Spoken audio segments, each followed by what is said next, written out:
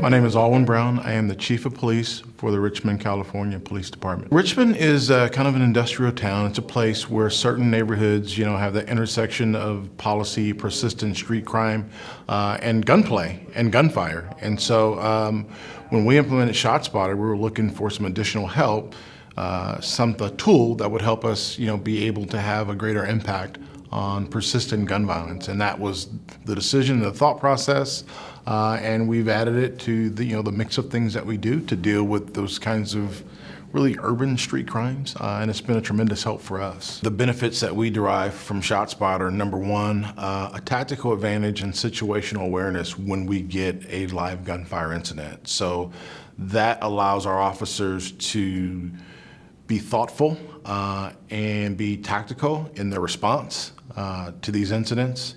And then also in terms of life-saving, so we actually have experienced several incidents, when we were early deployed with ShotSpotter, where there were shooting incidents where people were injured and mortally wounded, but no one had called it in because they were in sort of secluded locations. And if not for that alert and officers going to the area and finding wounded people who were bleeding and dying or incapacitated, they would have died. And so there's that life-saving advantage as well. And then just in terms of assisting investigations where we've had firearm assaults, to sort of adding this third dimension really to the whole sort of gun violence dynamic, where you can actually see, you can actually hear the audio of the gunfire. You got incidents that occur where you have shots being fired in rapid succession.